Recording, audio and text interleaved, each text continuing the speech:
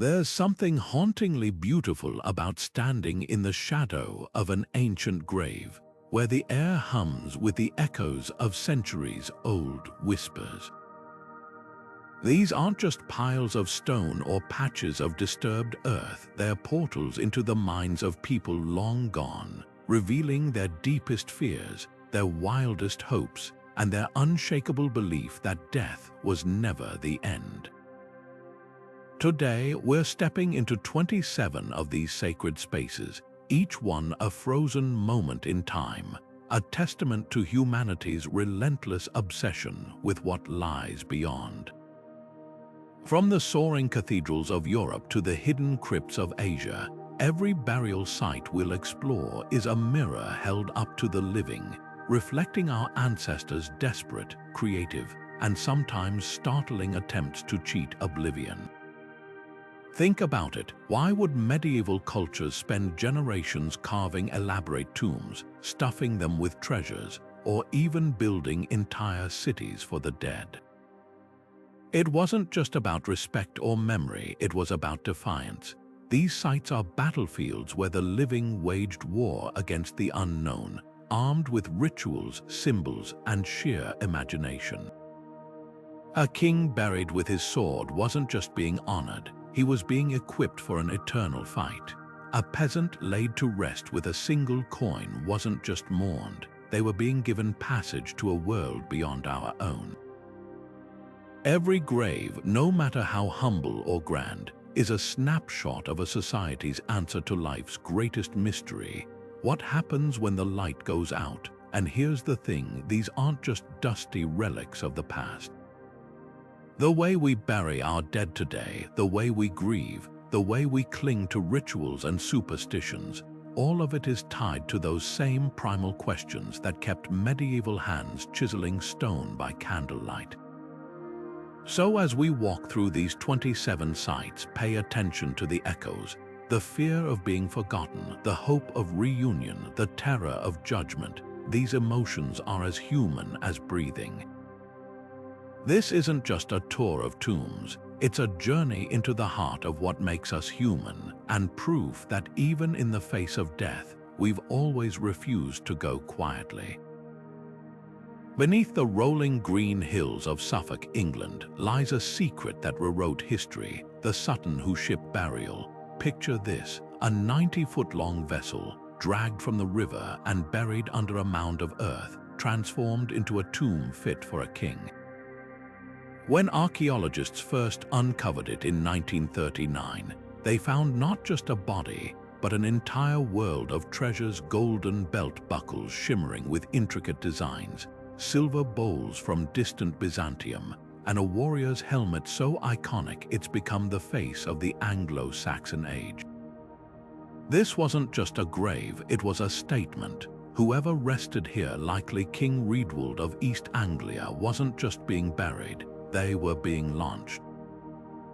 That ship wasn't a coincidence. To a people whose lives revolved around the sea, it was the ultimate vessel, carrying the soul on its final voyage to the afterlife.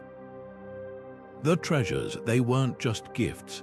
Every sword, every cup, every piece of jewelry was a passport to a warrior's paradise, where status and power didn't vanish with death, they were eternal. But here's where it gets fascinating. Sutton Hoo sits at a crossroads of beliefs. Some artifacts, like the paired spoons possibly symbolizing baptism, hint at Christianity's quiet spread. Yet the ship, the weapons, the sheer extravagance, that's pure pagan grandeur. This grave captures a moment when an entire culture was caught between two worlds, hedging their bets on the hereafter. What's chilling is how familiar it feels. Today, we might not bury ships, but think of the heirlooms we tuck into caskets, the flowers we leave on graves, tiny echoes of that same desperate hope. Maybe, just maybe, these things matter where we're going. Sutton Hoo whispers that our obsession with the afterlife isn't just about fear. It's about refusing to let go of the lives we've built, even in death. That golden belt buckle, it's more than art. It's a defiance in the face of oblivion, a declaration that some things, wealth, honor, identity, are too precious to leave behind. Now let's descend into darkness beneath the bustling streets of Paris, where the air grows damp and the walls hum with the whispers of 6 million souls. The Catacombs of Paris aren't just a burial site, they're an underground city of the dead, a labyrinth where skulls and femurs are stacked like bricks, forming arches, crosses, even heart-shaped patterns. This isn't chaos, it's artistry born of necessity. By the late 18th century, Paris's cemeteries were overflowing, graves bursting open in heavy rains, spreading disease and dread.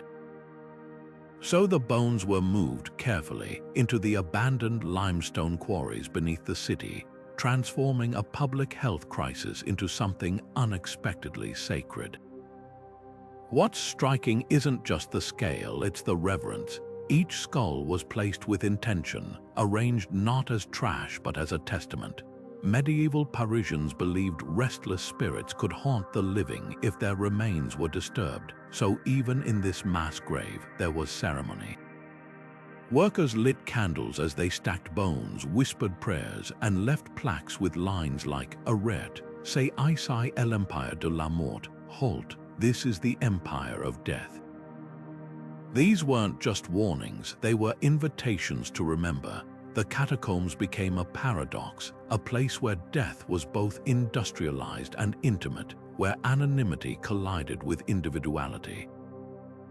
But the catacombs held another secret. They were a sanctuary. During the French Revolution, radicals met in their shadowy corridors, plotting amid the bones. In World War II, resistance fighters hid here, their breath mingling with centuries of dust. Even today, urban explorers slip past gates to wander the forbidden tunnels, drawn by the same eerie magnetism that once drew mourners. The catacombs remind us that burial sites are never just about the dead. They're mirrors of the living, our fears, our rebellions, our need to touch something eternal. Those stacks of bones, they're not just remains, they're a conversation, one that started in medieval Paris and still echoes in the way we turn death into memory and memory into legacy. The Oseberg Ship doesn't just rest in Norwegian soil, it erupts from it, a frozen explosion of wood and ornamentation, daring us to reconsider everything we thought we knew about Vikings and their vision of the afterlife. Discovered in 1904, this 70-foot-long vessel wasn't built for raiding or trade. It was crafted for a far more sacred purpose. Inside lay 2 women, one in her 80s, the other around 50, surrounded by a treasure trove that defies expectation. This wasn't the burial of a warrior king, yet its opulence rivals Sutton Hoo. Elaborately carved animal heads snarled from the ship's posts, their eyes wide as if guarding secrets. Bundles of tapestries, their colors long faded, whispered of scenes from myths we can only guess at. Even the practical items, a wooden cart, 4 sledges, 15 horses, were anything but ordinary. Each was adorned with swirling patterns, a visual symphony of Norse belief. What's revolutionary here isn't just the wealth, it's who possessed it. For centuries, Viking culture was painted as a hyper-masculine world where only men earned glorious afterlives in halls like Valhalla. Oseberg flips that script. The older woman's skeletal remains showed signs of chronic illness, yet she was buried like royalty, her body dressed in fine wool with a wooden chest of possessions at her feet. Was she a priestess, a queen, a völva, a seeress who communed with the gods? The grave goods suggest a spiritual authority. A rattle possibly used in rituals, buckets carved with symbols tied to the god Freya. And then there's the younger woman. Her bones tell a darker tale. Evidence suggests she may have been sacrificed to accompany the elder, a chilling echo of the Viking belief that death could be a gateway, not an end. But the real magic lies in the details. Take those sledges, not just transportation. but likely ceremonial objects, their runners polished for symbolic journeys across snow or even between worlds. The ship itself, buried in a trench and anchored by ropes tied to a massive stone, seems designed to launch the women into the afterlife rather than imprison them underground. And the animals from oxen to dogs were more than offerings. In Norse myth, creatures like the ship's carved serpents were guides or protectors in the other world. Every object pulses with intention, a carefully curated kit for the hereafter. This burial forces us to confront a Viking afterlife far richer than the battlefields of Valhalla. The Oseberg women's grave goods paint a picture of an otherworld where fertility, magic, and domesticity held power. The tapestries might have depicted the sacred groves where gods walked among mortals. The cart could symbolize Freya's chariot drawn by cats. Even the ship's orientation pointing north, toward the mythical realm of Niflheim, hints at a cosmology where death wasn't a single destination, but a landscape of possibilities. What lingers isn't just the artistry, but the intimacy. Someone tucked a down pillow under the older woman's head. Someone arranged her shoes just so. In these gestures, we glimpse a society that saw death not as an erasure, but as a transformation, one where women could wield power as fiercely as any warrior, and where the afterlife was as vibrant and varied as life itself. The Oseberg Ship reminds us that every culture's burial rites are a Rorschach test. What we place in the grave reveals what we dare to hope lies beyond it. Step into the Capuchin crypt in Rome, and you'll find yourself surrounded by silence, not the empty kind, but one thick with voices. The bones of 4,000 Capuchin monks stare back at you from walls and ceilings, arranged in elaborate floral patterns, archways, and even chandeliers. Femurs form delicate rosettes, vertebrae dangle like pendants, whole skeletons, still draped in frayed brown robes, stand sentinel in alcoves. This isn't decay, it's design. Created between the 17th and 19th centuries, these displays were the Capuchins' answer to a single, haunting question: what if death could preach? The crypt's 5 chambers are a masterclass in memento mori, the medieval Christian practice of meditating on mortality. But here, the message isn't whispered in sermons or painted in frescoes. It's built from the monk's own remains, a tactile reminder that death comes for even the holiest among us. One chapel features a skeletal figure clutching a scythe, its hollow gaze fixed on visitors. Another displays an hourglass-winged angel, its bones spelling out time's relentless march. The effect isn't grotesque, it's strangely serene. These monks didn't hide from death, they invited it in, rearranged it, turned it into a hymn. What's extraordinary is how personal it feels. Some skeletons still wear the rough-hewn cords of their order, knotted 3 times to symbolize poverty, chastity, and obedience. Skulls bear handwritten labels, names, dates, sometimes fragments of verse, fading ink bridging centuries. In the crypt of the resurrection, a child's skeleton kneels beneath a plaque reading, "What you are, we once were. What we are, you will become." This wasn't just art, it was autobiography. These monks built their own memorials, bone by bone, ensuring their deaths would serve the living long after their last breath. The theology behind it runs deep. Medieval Catholics believed in bodily resurrection, that on Judgment Day, these very bones would reassemble, clothed anew in eternal flesh. So the crypt's careful arrangements weren't just macabre decor, they were a form of sacred storage, every femur placed with care, every skull positioned just so, as if the monks were tidying their earthly shells for pickup. And the artistry, it's no accident. Baroque flourishes twist through the bonework, a deliberate choice to make death beautiful, to draw people in rather than repel them. But the crypt's real power lies in its contradictions. It's at once intimate and anonymous, grotesque and gorgeous, a place where death is both demystified and deepened. Visitors in the 18th century left with bougie, tiny candles shaped like bones to carry the lesson home. Today, reactions still split between fascination and unease, proving the crypt's enduring punch. In a world that sanitizes death, these skeletal monks refuse to let us look away. Their silent sermon hasn't lost its edge. Life is fleeting, but how we face that truth, with fear or faith, despair or devotion, echoes far beyond the grave. Buried beneath the dry earth of China's Shaanxi province, an army of 8,000 silent soldiers stands frozen in formation, their clay fingers curled around long-vanished weapons, their painted eyes fixed on threats only they can see. The Terracotta Army isn't just a tomb god, it's a psychological masterpiece, a three-dimensional snapshot of one man's terror of being powerless in death.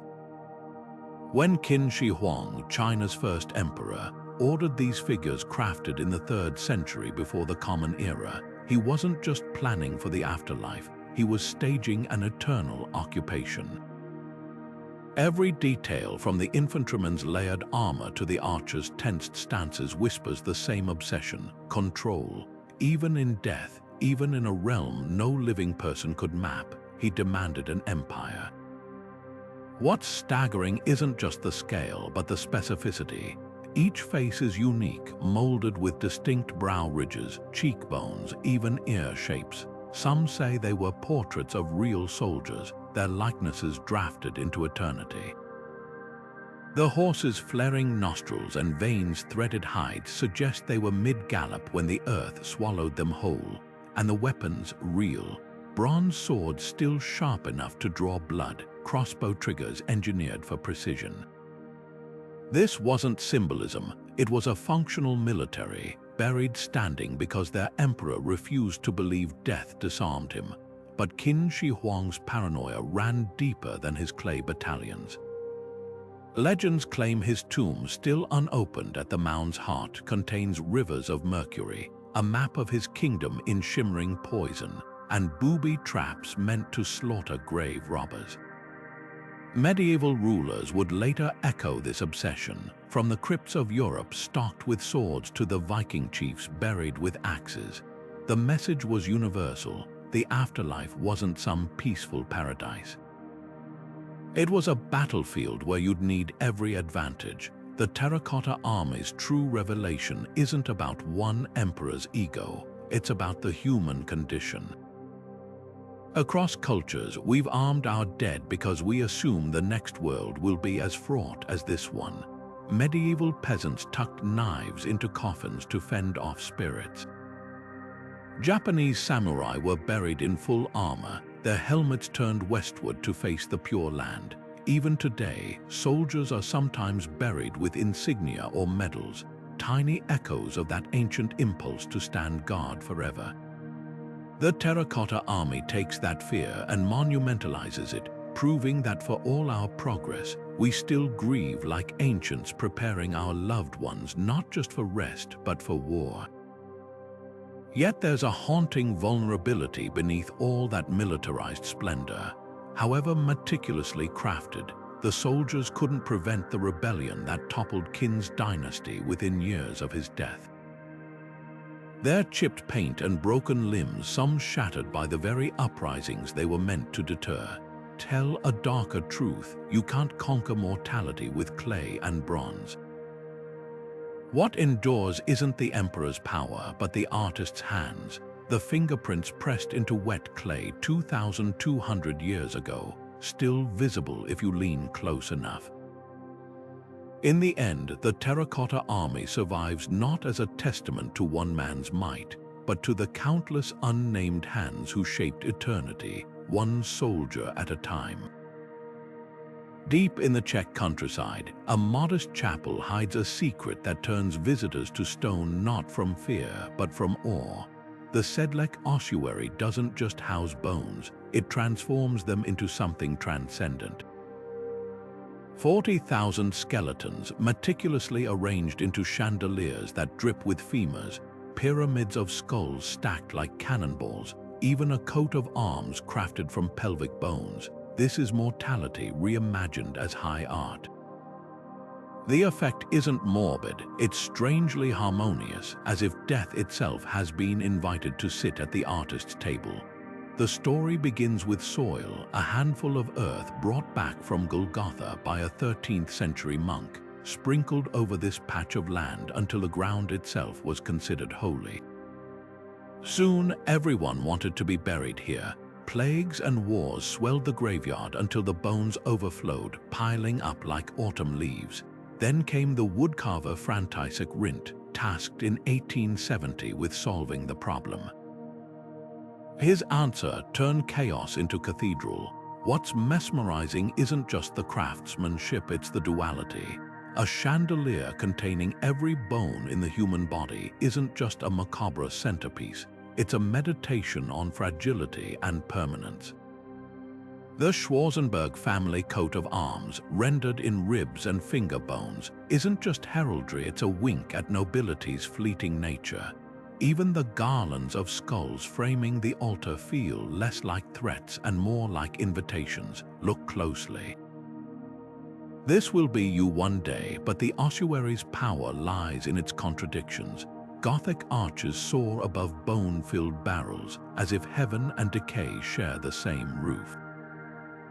Sunlight filters through windows, setting the chandeliers ablaze, death illuminated by life. Visitors often describe an unexpected peace here, a quietude that defies expectations. That's the genius of Sedlec. It doesn't scream about mortality. It whispers, drawing you closer until you're nose to nose with your own impermanence. This is where medieval Europe's two great obsessions, faith and artistry, collide. The same hands that carved saints into cathedral walls also arranged these skulls into geometric perfection. The same minds that pondered salvation saw beauty in bleached ribs. Sedlec isn't just a burial site, it's a masterclass in how humanity copes with the inevitable. We don't just bury our dead, we sing to them, paint them, rearrange them, as if by turning bones into chandeliers we can light the way to whatever comes next. High above the choir of Canterbury Cathedral, a knight in gilded bronze lies frozen in time, his mailed hands clasped in prayer, his lion-helmeted head tilted slightly as if listening for distant trumpets. This is no ordinary effigy, it's Edward of Woodstock, the Black Prince, a warrior so feared in life that his tomb had to match the legend. Crafted in 1376, this masterpiece isn't just a memorial, it's a carefully curated performance, a final act of chivalry staged for eternity. Every inch, from the intricate heraldic emblems to the Latin inscriptions winding around the tomb's base, was designed to shout one message across 6 centuries. This is how a perfect knight meets death. Look closer at that armor. The craftsmen didn't just sculpt generic plate, they replicated Edward's actual battle gear, down to the distinctive ridged helmet and the chainmail aventail protecting his neck. Even his surcoat bears the quartered arms of England and France, a bold declaration of the lands he claimed by right and conquest. This attention to detail wasn't vanity, it was visual propaganda. In an age when most people would never see a prince except as a distant blur on horseback, the tomb offered an intimate encounter with power. Pilgrims kneeling below wouldn't just remember Edward, they'd remember the might of the Plantagenet dynasty he represented. But the real genius lies in the tomb's dual narrative.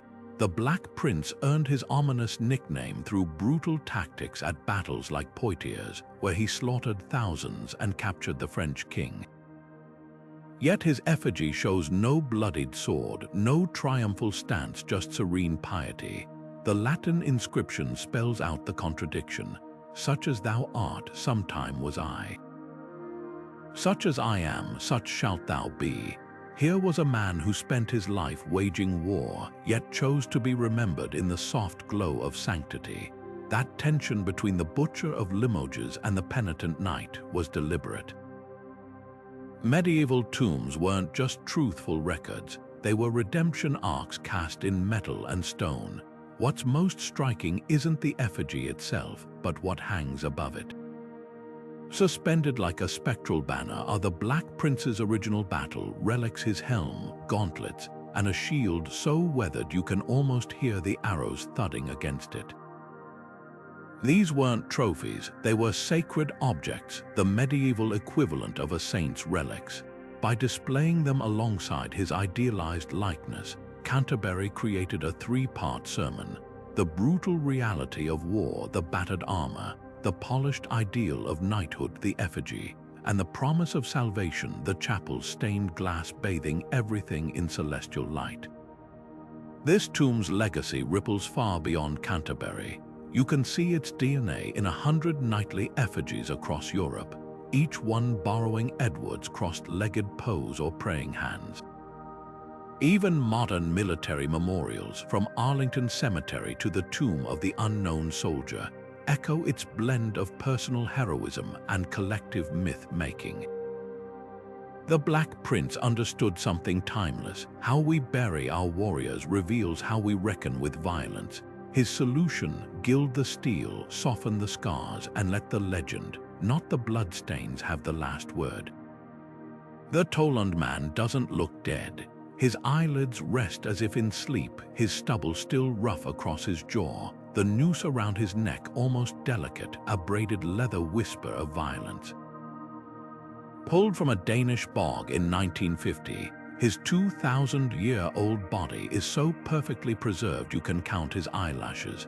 But this isn't some accidental preservation, it's a frozen moment of sacrifice, a window into a world where the boundary between life and death wasn't just crossed but ritualized. The bog bodies of Northern Europe aren't merely corpses, they're unanswered questions wrapped in skin. Why were these people, often young, healthy, and bearing signs of brutal deaths, laid so carefully in the wetlands, their bodies weighted down with stones or wooden stakes? The clues are etched into their flesh. Tolund Man's last meal was a gruel of barley and flaxseed, traces of which still lingered in his stomach, a meal some scholars believe was ceremonial, a final communion before meeting the gods. His hands show no defensive wounds, his posture almost serene, suggesting he went willingly to his fate.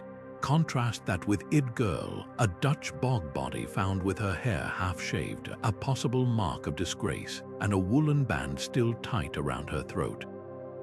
Or Graubael Man, whose throat was slit so deeply the cut marks on his vertebrae are visible. These weren't random murders. They were orchestrated acts steeped in a belief system that saw bogs not as wastelands but as sacred thresholds. What's chilling isn't just the violence but the intimacy of it. Many bog bodies show signs of care after death. Tolund Man's eyes and mouth were gently closed, his body arranged in a fetal position. Some were pinned down with forked branches as if to prevent their return. The bogs themselves were chosen with precision.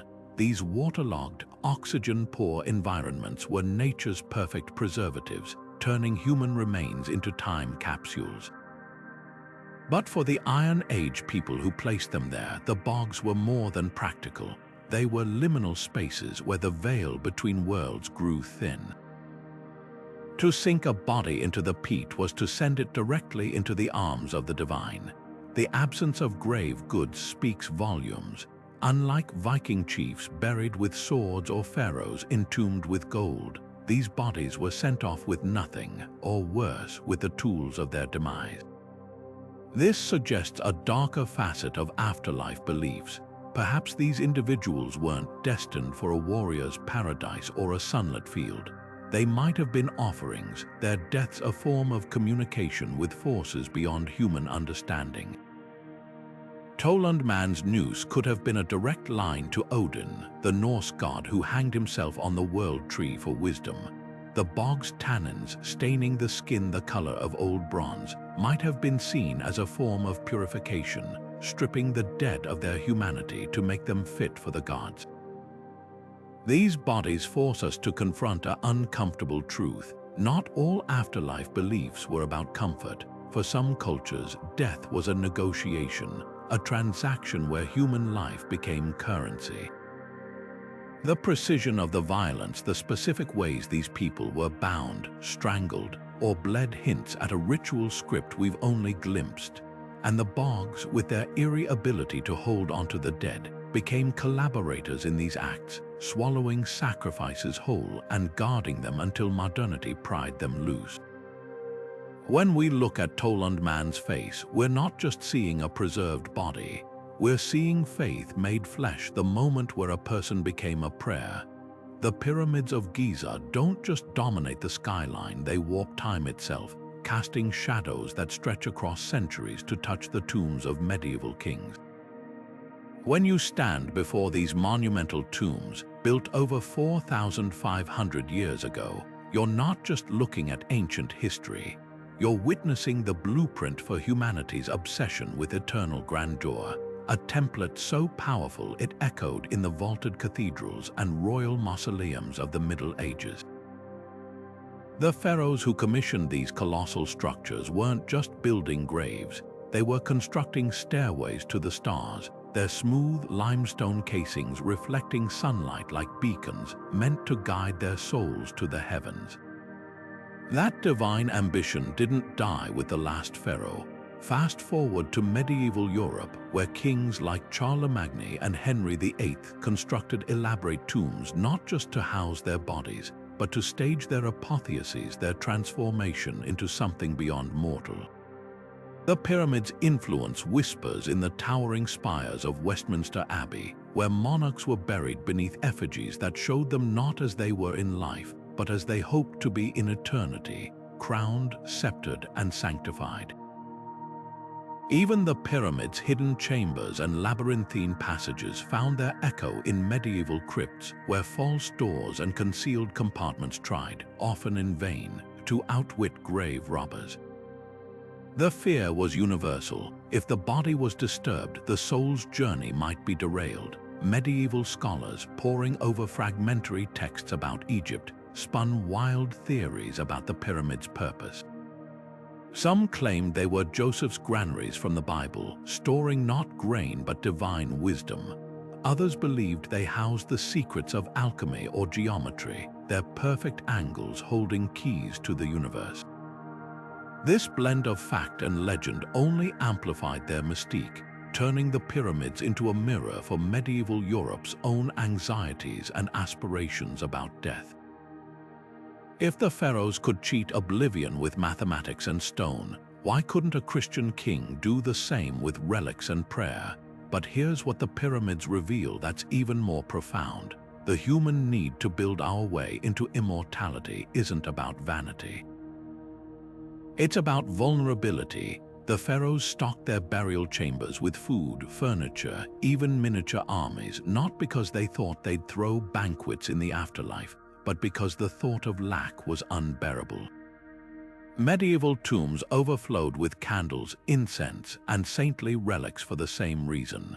Whether it's a pyramid's gold-lined sarcophagus or a medieval knight's effigy clutching a sword, these gestures scream the same silent plea: don't let me be powerless. Don't let me be forgotten. The pyramids endure not just as feats of engineering, but as psychological artifacts. They're proof that our terror of the void transcends eras and empires. When a medieval mason carved an angel into a cathedral tomb, or a pharaoh's architect calculated the precise angle to align with the pole star, they were answering the same unshakable human urge to etch our fears and hopes into something so solid, so immense, that even time would hesitate to erase it. The pyramids remind us that every monumental tomb, from Giza to Westminster, is really just a message in a bottle hurled into the future with the desperate, beautiful hope that someone, someday, will understand what we were trying to say. Winchester Cathedral's shadowy crypts hold more than bones. They cradle the seismic shifts of English history in cold, carved stone. Here, beneath the soaring Gothic arches, lie kings who witnessed the very fabric of their world unravel and reweave itself. The earliest tombs, like that of Saxon King Edred, who died in 955, are startlingly austere, plain stone boxes inscribed with nothing but names, as if the act of remembering was enough. But just a few paces away, the Normans assert themselves in marble and gilt. William Rufus, son of the Conqueror, rests beneath an effigy so lifelike the folds of his robe seem to stir in the crypt's damp air. This isn't just a graveyard, it's a battlefield of ideologies, where two Englands stare across the centuries at each other through stone. The differences whisper volumes. Pre-conquest kings like Cnut favored simplicity, their tombs echoing the Christian humility preached by monks. But after 1066, the Normans imported something radical, the idea that death could be a stage. Suddenly, effigies showed kings not as they were in death, but as they wished to be remembered, crowned, sword across chest, eyes open to eternity. Inscriptions grew longer, more ornate, as if words could armor the dead against oblivion. The tombs of Winchester became propaganda in 3 dimensions, designed to legitimize a foreign dynasty by rewriting history in Latin and limestone. Yet the real story isn't in the grand monuments, it's in the cracks between them. Look closely at Rufus's tomb, and you'll find Saxon masons subtly sabotaging their Norman masters. The saint carvings bear traces of older, pagan symbols hidden in their drapery. The Latin inscriptions contain deliberate errors, as if the scribe's hand slipped when writing the conqueror's praises. Even the cathedral's layout tells a story of resistance built directly over Saxon holy sites, yet unable to erase them completely. Every tomb here is a palimpsest, layers of meaning scraped away and rewritten but never fully gone. Winchester's dead also reveal a darker truth about medieval power. Burial sites were chessboards. Kings didn't choose Winchester for its piety alone, they chose it because it was the ancient Saxon capital, a deliberate overwriting of history. When Henry III moved royal burials to Westminster in the 13th century, it wasn't just about space, it was a power play, shifting England's spiritual center to his new seat of government. The tombs left behind in Winchester became political orphans, their once prime real estate now a backwater. What lingers isn't just the stones, but the silences. No effigy marks the grave of Empress Matilda, the nearly queen whose 12-year civil war with Stephen nearly tore England apart. Her bones likely rest somewhere in the cathedral, unmarked, a stark reminder that medieval commemoration wasn't about historical accuracy, but about controlling narratives. The tombs that survive aren't just memorials, they're the victor's version of events frozen in time. Standing among these kings today, you can almost hear the chisel strikes echoing, not just shaping marble, but shaping memory itself. Each tomb is a frozen argument about legitimacy, sanctity, and what it means to rule. The Saxon kings whisper of a world where power flowed from consensus, the Normans bellow of divine right. And beneath them all, the older, darker England hums the land of barrow burials and standing stones, where death wasn't about monuments, but about merging with the soil. Winchester's royal dead don't just represent history, they are history in all its contested, messy glory. Descending the spiral staircase into calm El Shakafa feels like stepping into a dream where civilizations collide. The air here is thick with the whispers of Alexandria's golden age, when Egyptian mysticism, Greek philosophy, and Roman pragmatism swirled together in a city that defied boundaries. These catacombs, carved into the bedrock in the 2nd century, aren't just burial chambers, they're a visual manifesto of cultural alchemy. Look at the carvings. Anubis stands dressed as a Roman centurion, his jackal head cocked beneath a legionary's armor. Medusa's snaking locks frame a doorway, but instead of petrifying intruders, she's reimagined as a protective deity, her gaze softened by Egyptian symbolism. Even the falcon-headed Horus wears a Greek-style tunic, his wings outstretched like a classical victory statue. This isn't artistic coincidence, it's deliberate fusion, a testament to a city where death refused to be confined by a single tradition. The central tomb chamber reveals the genius of this hybrid vision. A circular banqueting hall surrounds the burial niches, its stone couches still bearing the imprints of countless memorial feasts. Imagine Alexandrians reclining here, sharing wine and stories amid flickering torchlight, toasting ancestors whose beliefs might have differed radically from their own. The walls are alive with frescoes showing the dead feasting alongside the living, their tables laden with pomegranates and bread, symbols of eternity in Greek, Egyptian, and Roman rites alike. What's revolutionary isn't just the imagery, but the underlying message. The afterlife wasn't a private affair. It was a communal table where cultures could pass the same dishes. But Cam el-Shakafa's true marvel lies in its silent rebellions. In one relief, a man named Petasiris, a Greek name, is depicted receiving offerings in classic Egyptian style, his car spirit welcomed by Thoth. Yet the inscription curses grave robbers in flawless Latin. This single tomb captures Alexandria's essence, identities layered like papyrus, each sheet preserving a different script. Even the architecture whispers compromise. The entrance shaft, built for Roman-style funeral processions, funnels into chambers designed for Egyptian soul journeys, while Greek-style triglyphs adorn the ceilings. It's as if the architects asked, why choose one path to eternity when you can walk them all? This cultural cocktail didn't happen by accident. Alexandria was a pressure cooker of ideas, where the library scholars debated metaphysics while traders bartered goods from India to Britain. The catacombs mirror that daily reality. Death rituals here had to accommodate sailors who prayed to Poseidon, merchants who invoked Isis, and soldiers who swore by Mithras. The result, a visual Esperanto of the divine, where Osiris's resurrection could coexist with Persephone's seasonal returns from the underworld. What's haunting is how modern it feels. Today's multicultural cities grapple with the same questions Cam el-Shakafa answered 2,000 years ago. How do we honor diverse beliefs when mourning? How do we build bridges between traditions that once seemed separate? The catacombs suggest an elegant solution. In the face of death's great leveling, differences blur.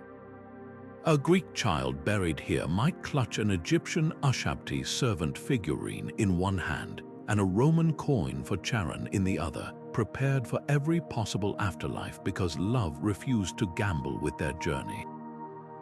The final stroke of genius lies in what's missing. There are no clashes, no hierarchies in these carvings, just deities and motifs existing side by side, their edges softened by chisels. Cam el-Shakafa proves that while empires rise and fall, death remains the ultimate diplomat, forging compromises even the living couldn't imagine. In a world that often builds walls, these catacombs built doors and left them unlocked for eternity. Greyfriars Kirkyard doesn't just hold the dead, it holds their unfinished business. Nestled in Edinburgh's Old Town, this 17th century cemetery started as a quiet Presbyterian burial ground, its weathered headstones marking the resting places of merchants, ministers, and ordinary Scots. But somewhere along the way, the Kirkyard story twisted into something darker, its slate-grey tombs becoming the stage for one of history's most infamous hauntings. What began as a place of solemn remembrance now draws thrill-seekers clutching EMF meters, their flashlights cutting through the mist as they whisper about the Mackenzie poltergeist, a spirit said to lurk near the tomb of Sir George Mackenzie, the brutal 17th century prosecutor who earned the nickname Bloody Mackenzie for his persecution of Presbyterian Covenanters. The irony is palpable. Mackenzie's ornate mausoleum, once a symbol of aristocratic privilege, has become ground zero for supernatural panic. Visitors report being shoved by invisible hands, their skin raked with scratches that bloom without explanation. Some collapse in hysterics, claiming they've inhaled the stench of rotting flesh near his vault. But here's the twist. The so-called poltergeist activity only surged in the late 1990s after a homeless man seeking shelter broke into Mackenzie's tomb, accidentally dislodging bones. Coincidence, perhaps, but the timing reveals something far more fascinating than any ghost: the way burial sites evolve long after their original purpose fades. Greyfriars' transformation from sacred ground to horror landmark mirrors a deeper human instinct. Medieval Scots buried their dead here with simple markers, believing the kirkyard's sanctity would shield them from restless spirits. Yet centuries later, those same graves became props in a chilling narrative.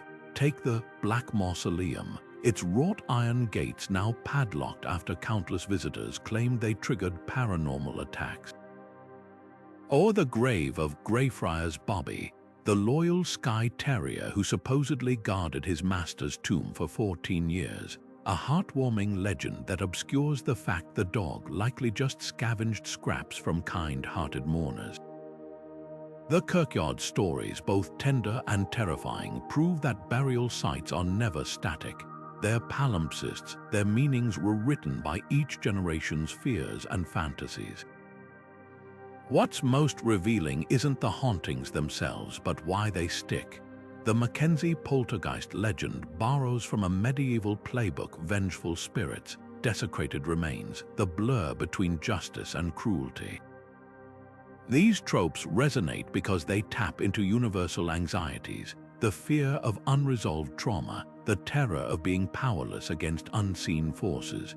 When a tour guide points to a weathered skull carving and whispers about curses, they're not just selling a ghost story. They're channeling the same dread that made medieval peasants nail shut the coffins of suspected witches or bury suicides at crossroads with stakes through their hearts. Yet Greyfriars also offers an antidote to fear. Among the ghoulish tales, quieter graves tell different stories, like the memorial to the Covenanters, persecuted under Mackenzie's reign, their names etched into stone as a rebuke to tyranny. Or the Victorian-era monuments adorned with carved ivy, symbolizing eternal life.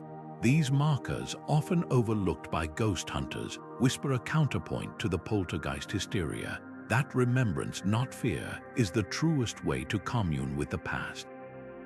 The kirkyard's dual identity, part horror show, part historical archive, proves that how we engage with the dead says more about us than them. Whether we come seeking chills or solace, we're really searching for our own reflection in the mirror of mortality. Deep in Peru's arid Lambec Valley, the tombs of Sepon whisper a truth that would make any medieval king nod in recognition. Power doesn't end at death, it simply changes address. When archaeologists brushed away centuries of dust in 1987, they uncovered not just graves, but entire courtrooms of the afterlife. The Lord of Sepon, a Moch ruler who reigned around 300 before the Common Era, lay encased in gold, his skeleton draped in pectorals the size of dinner plates, his fingers sheathed in copper gloves, his face hidden behind a mask of hammered metal. But what truly stunned the world were his companions: a sacrificed wife, 2 concubines, a military commander, even a child. And guarding them all, the skeleton of a llama, its bones arranged as if mid-stride, forever frozen in loyal service. This wasn't mere extravagance, it was meticulous world-building. The Moch didn't just bury their elite, they transplanted entire social structures into the underworld. Look at the copper scepter clutched in the Lord's hands, its tip shaped like a crescent moon. In life, it was a symbol of divine authority. In death, it became a key, unlocking his continued rule in the next realm. Nearby, warriors were interred with their weapons still sharp. their shields polished a clear parallel to medieval knights buried with swords to fight eternal battles. Even the llamas had purpose. These beasts of burden were likely meant to carry supplies for the journey ahead, much like Viking chiefs buried with ships stocked for sailing into the afterlife. The discovery shattered assumptions about pre-Columbian cultures. Earlier scholars had dismissed Spanish chronicles describing golden cities as exaggerations until Sepon proved them true. Layer after layer revealed new astonishments. A priest-king buried with a headdress of owl feathers and golden peanuts symbolizing fertility. Another with a necklace of miniature silver spiders, linking him to the Moch's terrifying decapitator god. Each tomb was a Russian nesting doll of status, where even the ornaments on a sandal could signify rank. What's chilling is how these burials mirror medieval Europe's elite graves, despite oceans and millennia separating them. The Sutton Hoo ship burial and Sepon's pyramid tombs share the same obsessive calculus: measure a ruler's importance by the weight of treasure they could command in death. Both cultures believed the afterlife had hierarchies. Kings didn't stop being kings just because their hearts stopped. But where European nobles relied on Christian saints to intercede for them, the Moch lords took their bureaucracy with them, ensuring their priests and generals could keep the cosmic order running smoothly. Yet Sepon adds a darker twist. Many attendants show signs of voluntary poisoning, their bones free of struggle marks. This suggests something medieval Europe rarely dared, that some willingly traded mortal life for eternal service. The llama's slit throats hint at a belief that even animals had roles to play beyond the veil. Every detail, from the positioning of sacrificed gods, their feet pointing outward, as if on eternal watch to the stacks of ceramic jars filled with offerings for the soul's journey, reveals a society that saw death not as an end, but as a promotion. The greatest revelation lies in what wasn't found. Unlike pharaohs who sealed their tombs against thieves, the Moch lords seemed almost to expect visitors. Some chambers contain neatly stacked spare offerings, as if anticipating future ceremonies. This wasn't just about securing treasure, it was about maintaining a relationship between the living and the dead, where descendants might return to replenish supplies or seek counsel. In that way, Sepon's tombs functioned like medieval chantry chapels, where the living prayed for the dead's comfort and the dead, it was hoped, returned the favor with protection and favor. Standing before these tombs today, you can almost hear the rustle of gold-adorned robes, the murmur of long-uttered prayers. The Lord of Sepon's afterlife court still feels startlingly present, a testament to humanity's unshakable conviction that the powerful don't fade away, they simply relocate. His gold may have dulled, but his ambition still glints through the centuries, to rule not just in life or death, but in the vast expanse between. Beneath the soaring Gothic splendor of Canterbury Cathedral lies a hidden world, one where the air feels thicker, the light dimmer, and time itself seems to slow. The Crypt, built in the 11th century with massive Romanesque arches, is England's oldest surviving cathedral structure, a shadowy counterpoint to the sunlit glory above.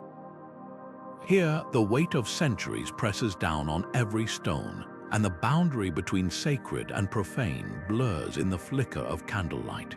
This is where Thomas Becket's body first rested after his brutal murder in 1170, his blood seeping into the very floor as pilgrims fell to their knees, pressing their lips to the spot where the archbishop fell.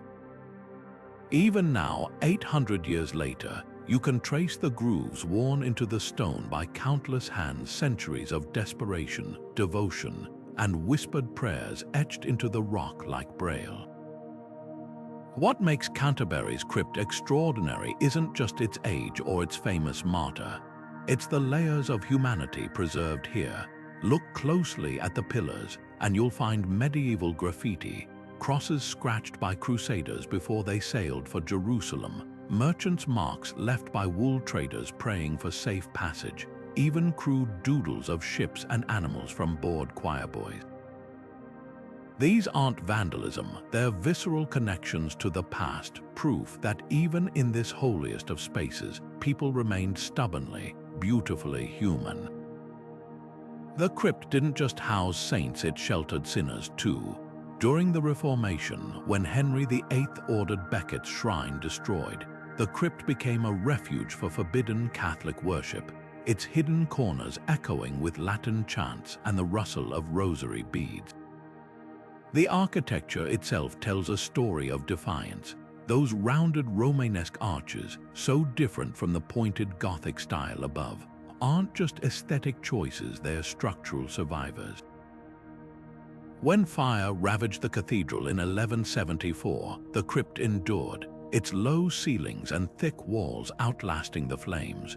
Walking through it feels like moving through the ribs of some great stone beast, each arch a reminder that faith, like these vaults, can withstand devastation.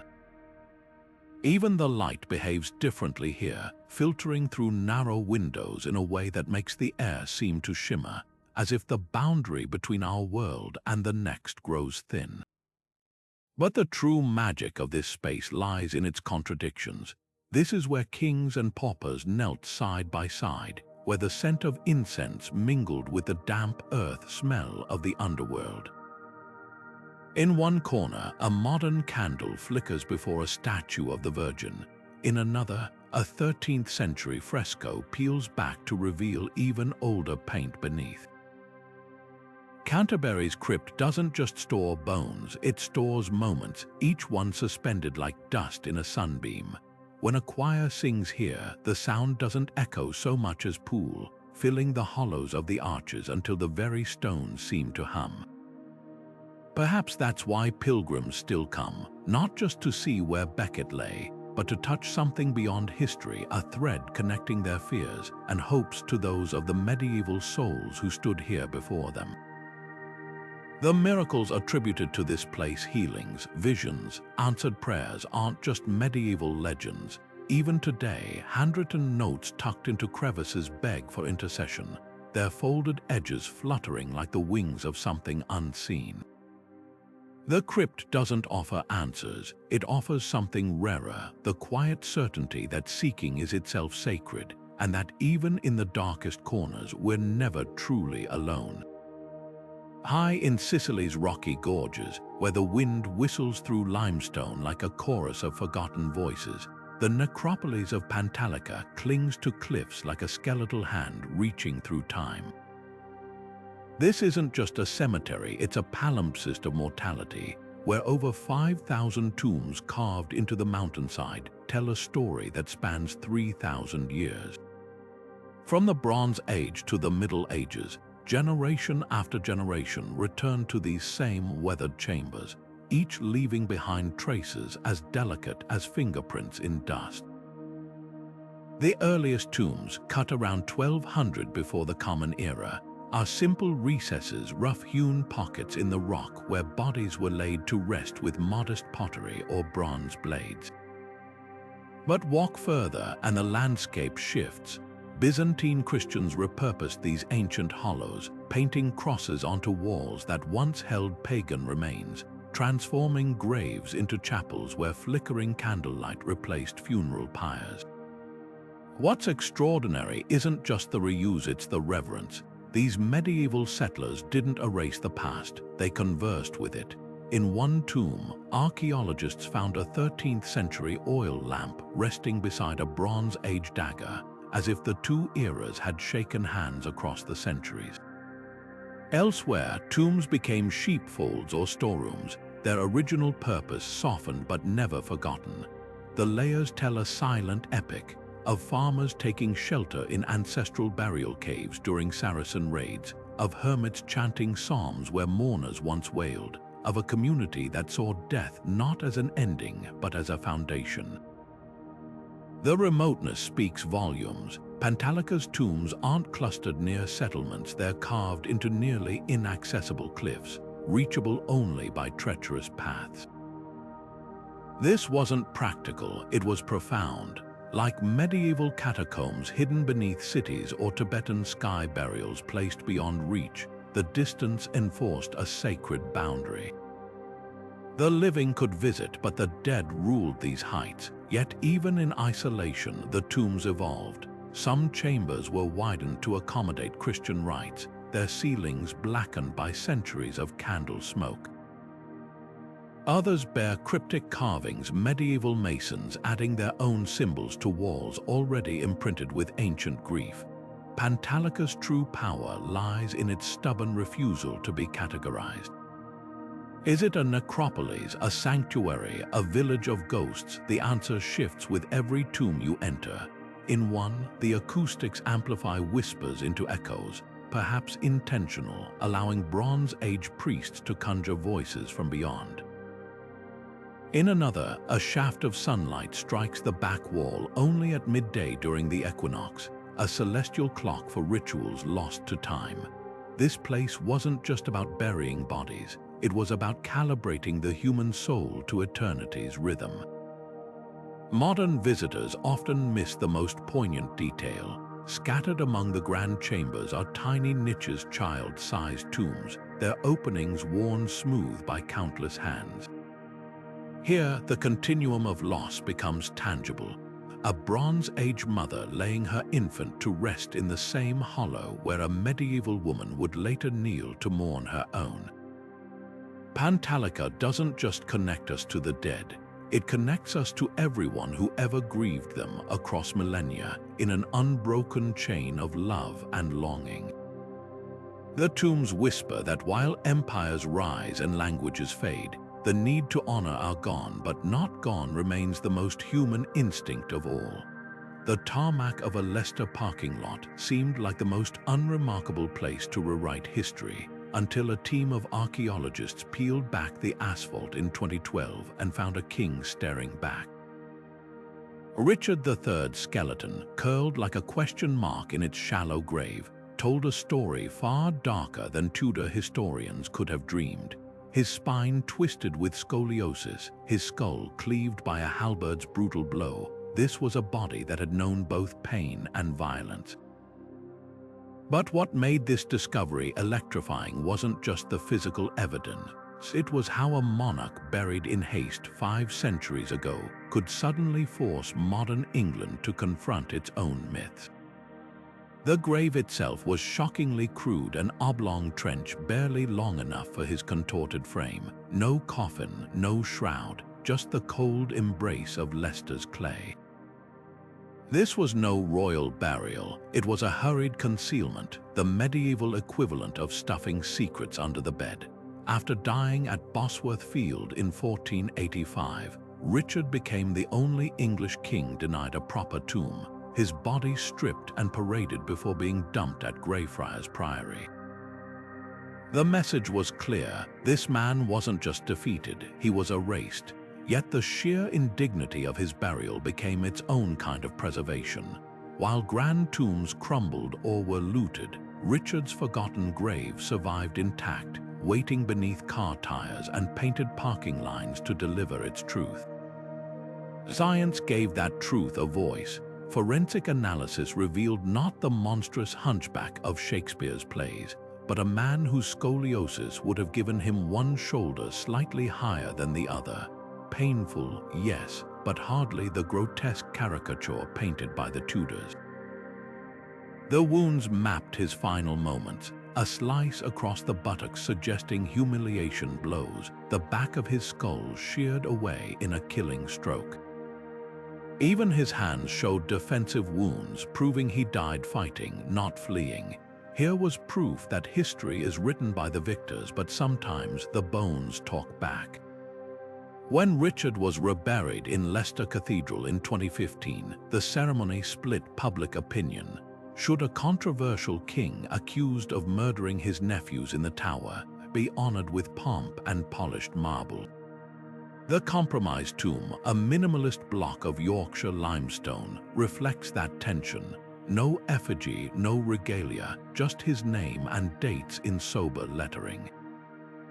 It's a far cry from Westminster's royal splendor, Yet the crowds who lined the streets to watch his cortege pass proved something profound. Medieval dead still hold power. People wept, threw white roses his emblem, even dressed in 15th century garb, not because they knew Richard, but because his rediscovery made history visceral. What lingers isn't just the forensic drama, but the questions. That parking lot grave forces us to ask, who gets to be remembered and how? Richard's story is a palimpsest, each generation scraping away the last to write its own version. The Tudors painted him a villain. Victorian romantics cast him as a misunderstood antihero. Modern scientists see a complex man whose body bore the marks of both deformity and battlefield courage. His tomb, poised between disgrace and redemption, reminds us that burial sites aren't just about the dead. They're mirrors reflecting our own obsessions with justice, legacy, and the slippery nature of truth. The real revelation: Richard's bones did more than confirm his scoliosis. They exposed the scoliosis of history itself, the way it twists facts to fit narratives. His unmarked grave, lost then found, whispers that even the most maligned figures can't stay buried forever. The past has a way of pushing through the pavement when we least expect it. From the outside, the mausoleum of Galla Placidia could be mistaken for a modest brick chapel, humble, unassuming, its plain walls giving no hint of the splendor within. But step through the narrow doorway, and the darkness erupts into a cosmos of shimmering gold and lapis lazuli. This tiny 5th century tomb, no larger than a noble's bedchamber, holds one of the most breathtaking visions of the afterlife ever crafted by human hands. The ceiling blooms with a midnight sky of sapphire mosaics, thousands of stars swirling around a golden cross at its center. The effect is dizzying, like falling headfirst into heaven itself. Galla Placidia, the Roman princess who commissioned this masterpiece, knew power and peril in equal measure. Daughter of an emperor, sister to another, she was once taken hostage by Visigoths, married to a barbarian king, and ultimately ruled the Western Roman Empire as regent. Her mausoleum reflects that turbulent life, its small size belying its audacity. Unlike the grand imperial tombs of her ancestors, this was an intimate space, designed not to intimidate but to envelop. The mosaics tell a story of transformation. Doves drink from a fountain of eternal life, while golden deer bend their necks to a baptismal pool. Every surface hums with motion, as if the walls themselves are breathing. What's revolutionary here isn't just the artistry, it's the theology woven into every tessera. The starry vault wasn't merely decorative, it was a radical statement about the soul's journey. In Roman tradition, emperors became gods after death, their apotheoses symbolized by eagles carrying them skyward. Galla's mausoleum Christianized that idea, replacing Jupiter's eagles with the cross. The message was clear: salvation wasn't just for emperors anymore. Even a princess or any faithful soul could ascend to that glittering firmament. This was democratization of the afterlife, centuries before medieval cathedrals would echo the theme in their own stained glass heavens. The mausoleum's later life as a chapel adds another layer of poetry. What began as a tomb became a living sanctuary, its mosaics now backdrops for baptisms and prayers. The line between memorial and sacred space blurred until they were indistinguishable, a physical manifestation of the Christian belief that death was just another form of worship. Pilgrims kneeling beneath those stars weren't just visiting the dead, they were communing with them, the thin veil between worlds made tangible in flickering candlelight. But the true genius lies in the scale. Unlike the vast, echoing spaces of later medieval churches, Galla's mausoleum feels intensely personal. The stars are close enough to touch, the figures in the mosaics nearly life-sized. This creates a startling intimacy, as if the afterlife isn't some distant realm, but a space as familiar as a loved one's embrace. The artists exploited this proximity masterfully. In one corner, St. Lawrence grins as he strides toward his martyrdom, carrying not the traditional gridiron but a shimmering cross, a wink to the living that even suffering could be transcended. Modern visitors often linger longest under the lunette mosaic of Christ as the Good Shepherd. Here, the Savior sits among his flock, his golden robes blending with the sunlit hills. It's a far cry from the stern Pantocrator figures of later medieval art. This Christ is youthful, almost serene, his hand gently resting on a sheep's head. The scene radiates comfort, as if Gala wanted to assure those who mourned her that death was just another pasture, another place of peace. Ravenna's humidity has softened the mosaics over centuries, their edges blurring like memories. Yet the gold still catches the light in unpredictable ways. Some days the cross blazes like fire, others it's a muted glow. This ever-changing luminescence feels like the mausoleum's final lesson, that the afterlife isn't static, and neither is our relationship with those who have gone before us. Gala's tomb doesn't just depict eternity, it invites us to step inside, if only for a moment, and glimpse what it might mean to be part of something far greater than ourselves. The floors of Cluny Abbey once hummed with the quiet rhythm of eternity, not beneath soaring vaults or golden reliquaries, but under the worn soles of monks shuffling to prayer. Here, in what was once medieval Europe's grandest monastic complex, death wasn't sequestered in crypts or hidden behind marble effigies. It lay beneath the living, literally underfoot, as abbots and benefactors were buried directly under the church's flagstones, their graves marked only by plain stone slabs etched with names.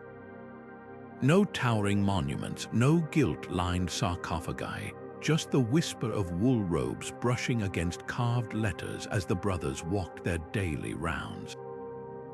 This was burial as liturgy, a constant reminder that mortality wasn't separate from devotion but woven into its fabric. When the French Revolution's fury reached Cluny in 1790, the abbey's destruction didn't just topple walls, it shattered this delicate symbiosis. Revolutionary mobs, seeing the tombs as symbols of oppressive clerical power, pried up the slabs, scattering bones and erasing inscriptions. What survived wasn't treasure or art but fragments, a corner of a slab here, a dislodged femur there, tucked into odd corners like neglected footnotes.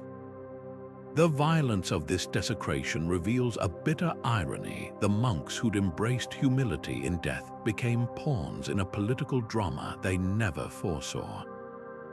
Even their anonymity, once a mark of piety, was weaponized against them, their graves dismissed as irrelevant by those eager to rewrite history. Yet archaeology whispers secrets the revolution couldn't silence. Excavations show how carefully these graves were arranged, not haphazardly beneath the church, but in precise alignment with liturgical spaces. An abbot might rest near the altar where he'd once consecrated the Eucharist, a wealthy patron beside the chapel their donations built. The positioning was a final act of devotion, a way to remain present in the sacred rhythms they'd loved. Some slabs bore not just names but symbols, a crozier for leadership, an open book for scholarship, tiny keys to identities otherwise surrendered to God. What's most striking is how Cluny's burials defy our expectations of medieval grandeur. Unlike the jeweled tombs of kings or the bone chandeliers of Sedlec, these were deliberate acts of anti-spectacle. The monks didn't bury their leaders to impress, they buried them to remember, not as individuals to be glorified, but as souls to be prayed for. The simplicity wasn't poverty of means. Cluny was staggeringly wealthy, but poverty of spirit, a radical insistence that death, like life, should point beyond itself. The Abbey's fate holds up a mirror to our own times. In an era obsessed with legacy, where social media promises to make us immortal through likes and shares, Cluny's scattered graves ask uncomfortable questions. What do we really leave behind when the platforms crumble and the algorithms reset? The monks understood that memory isn't etched in stone, but in the habits of the living, the prayers murmured, the bread broken, the stories told. Their tombs were designed to fade into the background because they believed the work of remembrance happened in the foreground, in the daily choosing of community over celebrity. Today, visitors walking Cluny's ruins often miss the few remaining slabs, their inscriptions smoothed by centuries of footsteps. But if you kneel and run your fingers along those grooves, you might feel the faintest echo of a philosophy that saw death not as an interruption, but as the quietest note in an unending hymn. The revolution took their bones, but it couldn't take the truth they embodied, that some burials aren't meant to dazzle the eye, but to steady the soul. Beneath the sun-baked streets of Paula, Malta, lies a labyrinth that defies time, the Hypogeum of Hal Saflieni, a subterranean temple carved with stone tools over 5,000 years ago. Descending into its shadowy chambers feels less like entering a tomb and more like stepping into the throat of the earth itself, where walls curve like vocal cords and the air hums with the memory of sound. This isn't just a burial site, it's an instrument. The Hypogeum's architects sculpted the limestone to manipulate acoustics with eerie precision. Certain chambers amplify whispers into resonant echoes, while others filter sound into a haunting, directionless murmur, as if the dead themselves were chanting from the wall. The bones found here, over 7,000 fragments, tell a story of careful reverence. Skeletons were arranged in fetal positions, tucked into niches like seeds waiting to sprout anew. Some skulls bore traces of red ochre, a pigment linked to rebirth across ancient cultures, but it's the absence of weapons or treasure that's most striking. Unlike medieval kings who took their wealth to the grave, the Hypogeum's dead were buried with something far more potent: ritual. Archaeologists found intricately carved figurines of voluptuous women, perhaps goddesses meant to guide souls, and spherical stones that produce a low, vibrational tone when rolled. This was a funeral rite orchestrated not for display, but for transformation, where sound and symbol conspired to bridge worlds. What's chilling is how medieval the Hypogeum feels despite predating the Middle Ages by millennia. Its three levels, mirroring the ancient concept of underworld, earth, and heaven, echo Dante's Inferno. The narrow, twisting passages evoke the labyrinthine journeys of knights in Arthurian legends, where entering the underworld was a trial of faith. Even the acoustic effects find parallels in Gothic cathedrals, where vaulted ceilings were designed to carry chants heavenward. The Hypogeum suggests these ideas weren't inventions of the medieval mind, but echoes of a much older human impulse to turn death into a journey with rhythm and ritual as its map. Rediscovery in 1902 peeled back layers of mystery. Workers digging cisterns broke through the roof of a chamber, unleashing a draft of air that had been sealed for ages. Early explorers described an almost palpable presence, a scent of damp stone, and something indefinably ancient clinging to the walls. Modern studies revealed something even stranger. The Hypogeum's acoustics align with the frequency of the human brain's alpha waves, the state associated with meditation and trance. Was this intentional? Did the ancients understand how sound could alter consciousness, using it to commune with the dead or glimpse the afterlife? The walls offer no answers, only the faintest impression of handprints in the soft limestone, left by the nameless artists who carved this symphony of stone. Today, the Hypogeum breathes in careful silence. Only a handful of visitors are allowed daily to preserve the microclimate that guards the ochre painting spirals and honeycomb patterns that ripple across ceilings like visual echoes. Standing in the so-called oracle chamber, where a deep voice resonates through the entire complex, you can't help but wonder if we've underestimated our ancestors. This wasn't just a tomb, it was a threshold, a place where the living came to sing the dead across some unimaginable divide. The medieval world would later build cathedrals to touch the divine, but the hypogeum's builders dug downward as if to meet the gods halfway. Their legacy isn't just in the bones they left behind, but in the enduring human belief that death, no matter how deep, is never truly silent. The effigy of Elena of Aquitaine reclines in eternal study, her stone fingers tracing the pages of an open book as sunlight filters through Font-Vraud Abbey's high windows. Unlike the armored kings and praying saints surrounding her, this queen chose to be remembered not with a scepter or crown, but with knowledge, a quiet revolution carved in limestone. Her tomb, nestled between her husband Henry II and son Richard the Lionheart, tells a story the history books often overlook, that one of medieval Europe's most formidable rulers wielded power as much through intellect as through politics. The abbey itself, with its honey-colored walls rising from the Loire Valley, became an unlikely ark for Plantagenet memory, surviving the French Revolution's frenzy when so many royal tombs were reduced to rubble. Font-Vraud wasn't just a burial ground, it was Elena's final strategic move.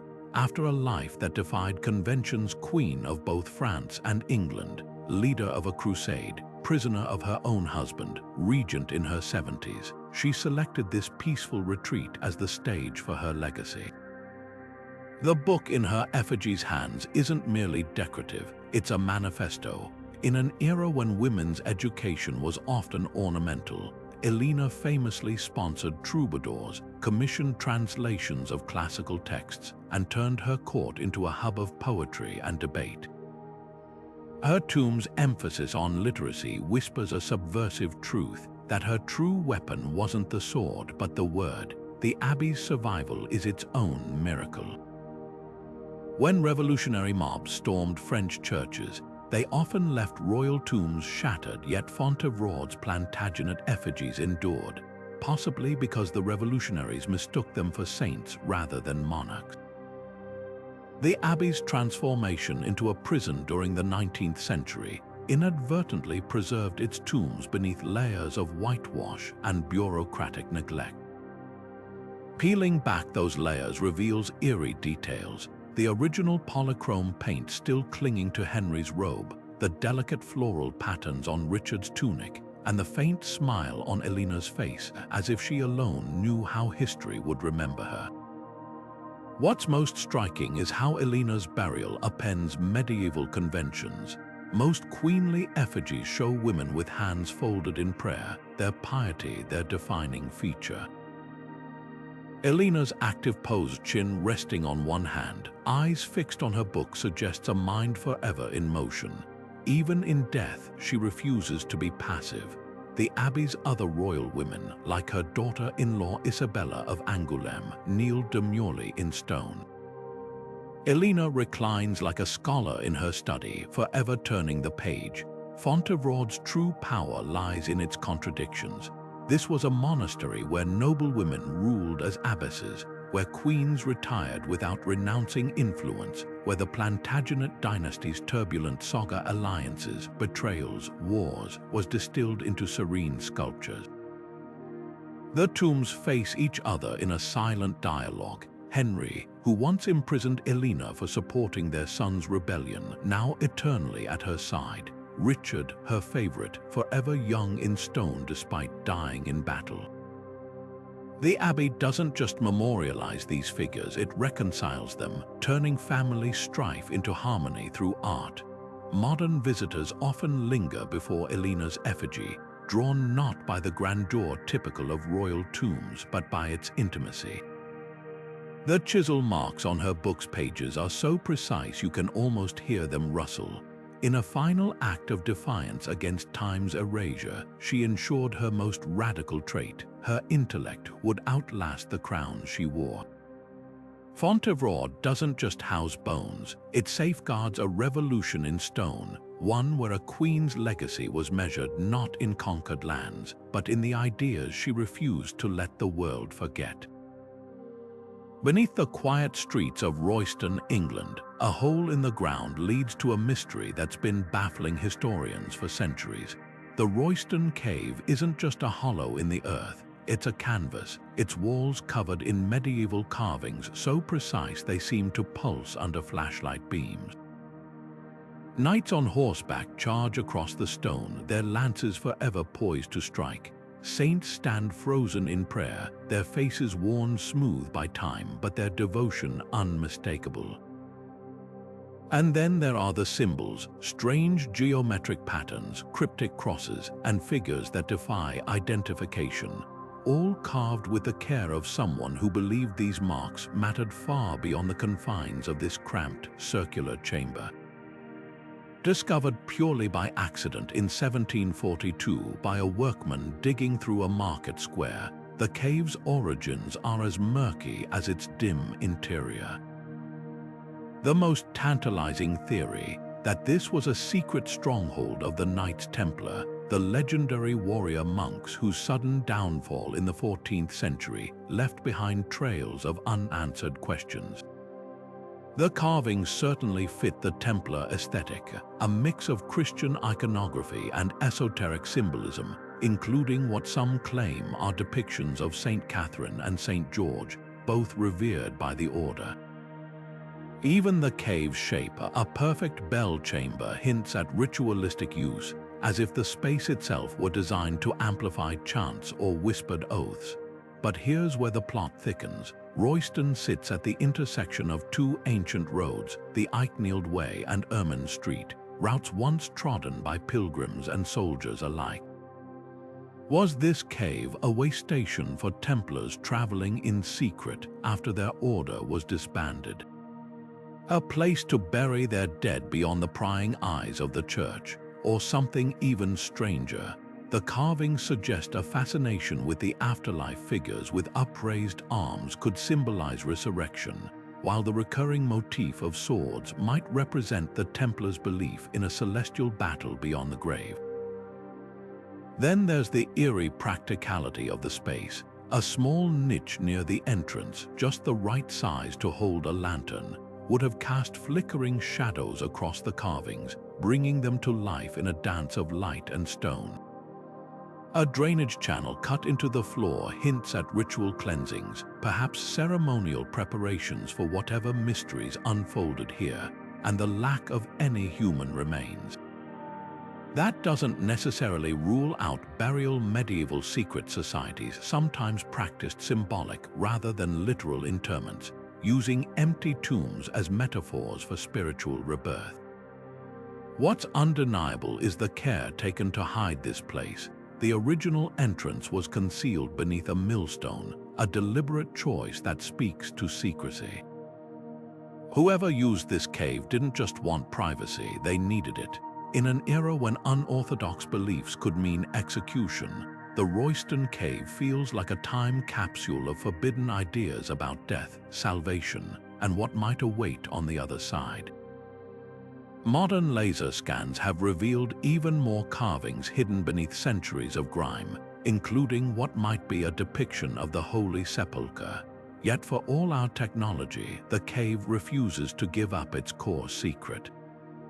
Maybe that's the point. Like the best medieval mysteries, Royston Cave isn't meant to be solved, it's meant to provoke. Every faded saint, every enigmatic knight, is a breadcrumb leading us not to an answer but to a deeper question. How far would you go to keep your faith or your farewell safe from the world above? The Medici chapels in Florence don't just house the dead, they stage an eternal performance of power, where marble and gold whisper the family's unshakable grip on both art and afterlife. Step inside the new sacristy, and Michelangelo's sculptures loom over the tombs like frozen sentinels of grief and grandeur. Dawn and dusk, night and day, these aren't just allegorical figures. They're a cosmic clock ticking toward eternity, their muscular forms twisting in perpetual unrest. The Medicis didn't commission mere memorials. They demanded a conversation between mortality and immortality, carved in stone by the greatest hands of the Renaissance. Look closer at Lorenzo the Magnificent's tomb, and you'll spot the genius of Michelangelo's subversion. The Duke's statue isn't idealized or triumphant. He's pensive, his chin resting on his hand, his gaze distant. This isn't a celebration of earthly power, but a meditation on its limits. Yet the grandeur surrounding him, the polished marble, the intricate inlays of rare stones, screams defiance. The Medicis understood something primal. Tombs aren't just for the dead. They're billboards for the living, proof that even in oblivion, some names refuse to fade. The chapel's architecture itself is a sleight of hand. Brunelleschi's clean, geometric lines in the old sacristy give way to Michelangelo's theatrical curves in the new, as if the Medicis wanted their deaths to outshine their ancestors. Every surface conspires to dazzle. Lapis lazuli stars dot the dome like a celestial contract, promising the family's ascent to heaven. Even the floor tiles, arranged in intricate patterns, mirror the cosmos above, a reminder that the Medicis didn't just rule Florence, they aimed to align themselves with the divine order. But the real drama lies in the shadows. Hidden corridors and secret compartments riddle the complex, some rumored to hold lost Medici treasures, others designed for last-minute escapes during political upheavals. This duality, splendor and paranoia, captures Renaissance Florence perfectly. The tombs were built during the family's exile, when their hold on power was precarious. In commissioning them, the Medicis weren't just planning for death. They were hedging their bets, ensuring that even if their rivals erased them from the streets, their legacy would remain etched in sacred stone. The most telling detail, the unfinished sculptures. Michelangelo abandoned the project midway, leaving rough-hewn figures emerging from the marble like souls half-released from the earth. Some say it was artistic frustration. Others whisper it was a quiet protest against Medici tyranny. Either way, the incomplete works add a layer of haunting honesty to the chapel's propaganda. For all their wealth, even the Medicis couldn't control every narrative, especially not the one written by time itself. Today, tourists crane their necks at the soaring dome, but the tomb's true audience was always the Florentine elite. The message was clear: cross us, and we'll outlast you not just in politics, but in piety, art, and memory. The Medici chapels aren't just burial sites. They're the Renaissance's most brilliant power play, a gamble that beauty could cheat oblivion. And judging by the crowd still filing past Lorenzo's grave 5 centuries later, it worked. Beneath the bustling streets of Dublin, in the crypts of St. Michan's Church, time doesn't just stand still, it lingers. Here, in vaults carved from limestone centuries ago, the air holds a peculiar alchemy, drying flesh into leather and preserving bones with an eerie precision. These aren't the deliberate mummies of Egypt, embalmed with ritual and resin, but accidental relics of nature's whim. The combination of porous limestone walls and a constant, bone-dry airflow created conditions so perfect for preservation that some bodies still clutch tufts of hair between their fingers or flash unnervingly intact teeth in skeletal grins. Among the most striking is the so-called Crusader, his elongated frame stretched out as if mid-stride, his legs crossed in a posture that hints at a lifetime of horseback riding. Then there's the thief, his hand severed, legend claims as punishment for his crimes, and the unknown woman, her delicate features frozen in a serene mask. These aren't anonymous remains, they're characters in Dublin's shadow history, their stories whispered in the creak of the crypt's ancient doors. The rebels of 1798, executed for fighting British rule, share space with medieval merchants, their class distinctions erased by the equalizing force of time. What's fascinating isn't just the preservation, but the reactions it's provoked. For generations, visitors believed touching the mummies brought good fortune, a superstition that left fingers polished smooth on the crusaders' toes. This tactile tradition blurs the line between reverence and morbid curiosity, echoing medieval pilgrimages where touching saintly relics was thought to confer blessings. The crypt became a theater of contradictions, a sacred space where the devout prayed just feet away from tourists marveling at the macabre. Even the church's organ, played by Handel during his Dublin visit, resonates above these silent figures, its music drifting down to mingle with the scent of damp stone and antiquity. Science has only deepened the mystery. Modern tests reveal that the crypt's unique microbiome, a blend of bacteria and fungi, may contribute to the preservation, slowing decay in ways we're still unraveling. The limestone's alkaline properties neutralize acids that typically break down tissue, while the steady airflow prevents moisture from pooling. It's a natural embalming process so effective that when one mummy was accidentally moved to a less favorable environment, it began to deteriorate almost immediately. The crypt, it seems, isn't just a container for the dead, it's an active participant in their preservation. Yet St. Mickens forces us to confront uncomfortable questions. Unlike the carefully curated mummies of museums, these bodies were once ordinary people, never expecting to become exhibits. The thrill of seeing a 17th-century nun's knitted brow or a rebel's clenched fist comes with a twinge of guilt. Are we honoring them, or reducing them to curiosities? The Church walks this tightrope carefully, balancing historical education with respect, reminding visitors that these aren't props, but once living souls whose final rest was interrupted by a quirk of chemistry. The crypt's true power lies in its immediacy. There's no glass, no velvet ropes, just the visceral presence of history at arm's reach. In an age where death is often sanitized and hidden, St. Mickens offers a rare, unflinching encounter with mortality. The mummies don't just remind us that death comes for everyone, they show us its face, unvarnished and unforgettable. And in doing so, they bridge centuries, turning anonymous bones into mirrors that reflect our own fleeting place in time. The tomb of the unknown soldier doesn't just hold a body, it cradles the collective grief of nations.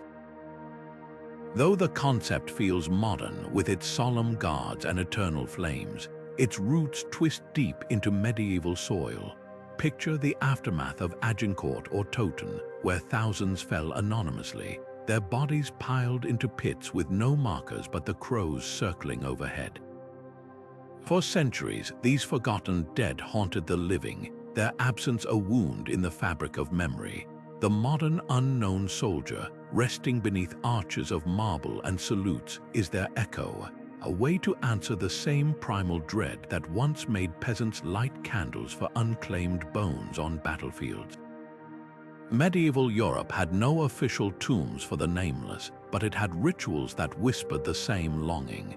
Villagers would bury plague victims in mass graves, yet still scratch initials into nearby stones, as if the act of naming, even imperfectly, could stave off oblivion. Churches kept strangers' corners in their cemeteries, where unidentified travelers were laid to rest with scraps of hymns and handfuls of dirt. These gestures, small against the vastness of death, acknowledged a truth we still grapple with, that to die forgotten is a second death, one that unravels the very meaning of sacrifice. The genius of the modern unknown soldier lies in its ambiguity. The tomb could hold a farmer's son, a scholar, a father. It mirrors back whoever we need it to be. This flexibility has ancient parallels. Medieval legend spoke of the wandering dead, souls so anonymous they became blank slates for collective mourning. Towns would invent stories for these forgotten corpses, turning them into martyrs or miracle workers, giving them the identities war had stolen. today's unknown soldier performs the same alchemy, transforming anonymity into universality. Archaeology has unearthed the brutal reality behind the symbolism. Mass graves from the Battle of Visby in 1361 reveal skeletons still clad in rusted mail, their bones bearing the marks of cleavers and arrows. Some clutch rosaries, others wear amulets of pagan symbols. These were men who prepared for death in different ways, united only by the ditch that swallowed them. The tomb of the unknown soldier captures this dissonance, honoring individuality while acknowledging the democracy of death. What's striking is how the rituals transcend time. Medieval knights were buried with their spurs, symbolizing readiness for the final journey. Today, soldiers' boots are reversed in the stirrups of riderless horses during funeral processions. The eternal flame at the Arc de Triomphe mirrors the perpetual lamps medieval churches kept burning for the dead.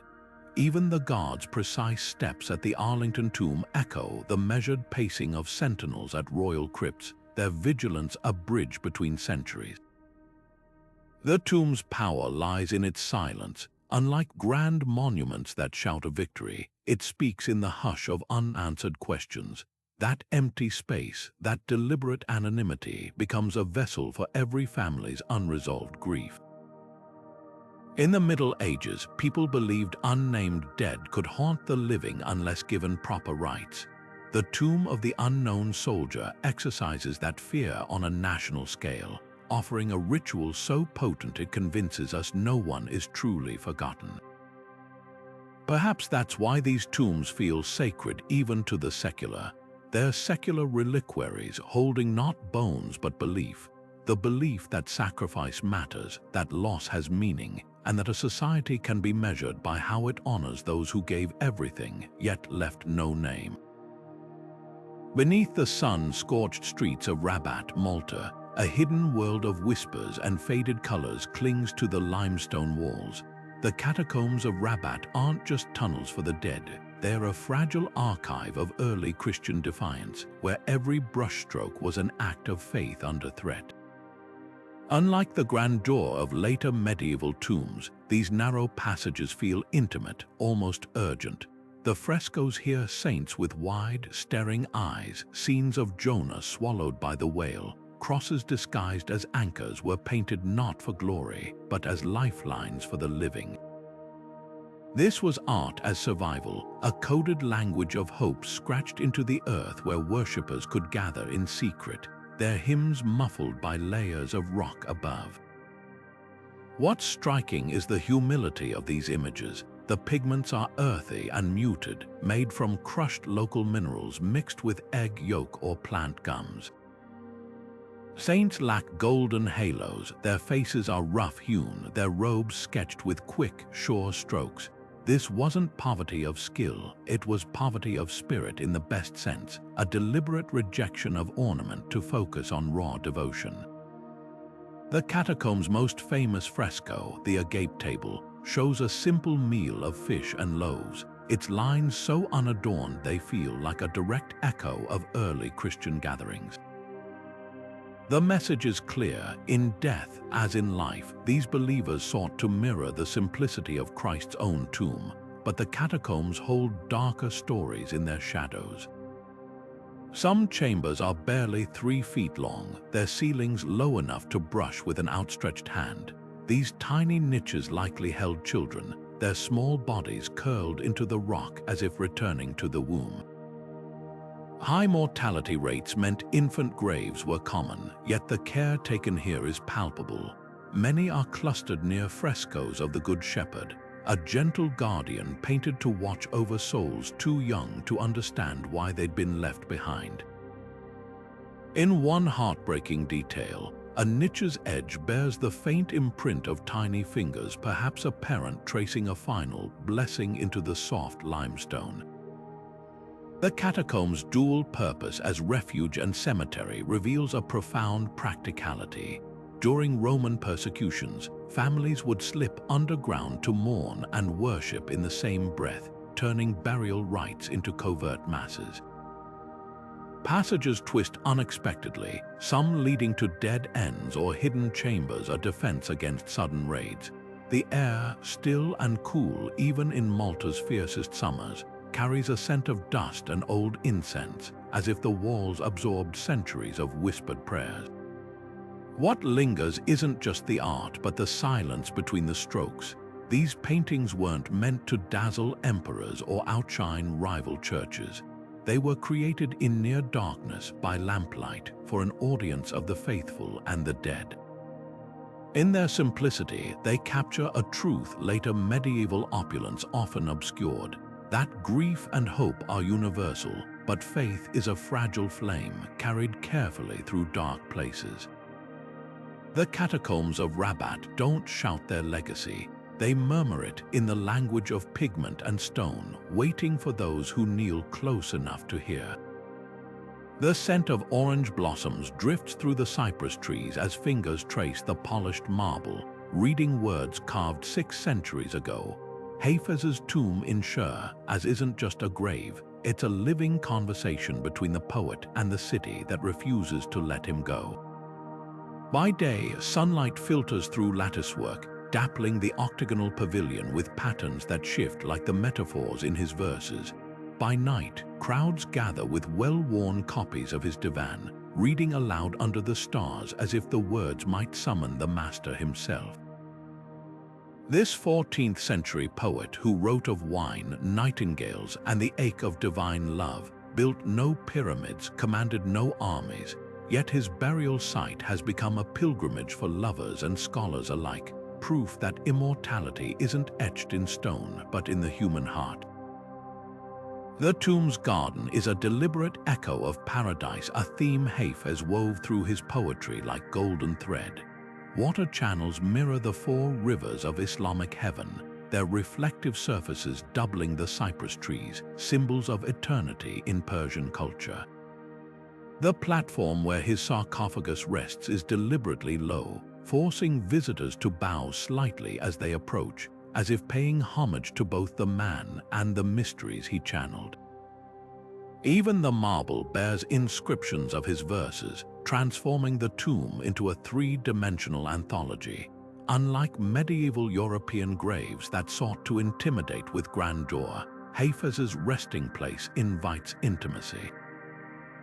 Visitors sit cross-legged beside it for hours, debating interpretations or simply soaking in the silence, a practice so ingrained that the stone around the grave is worn smooth by generations of leaning elbows and reverent touches.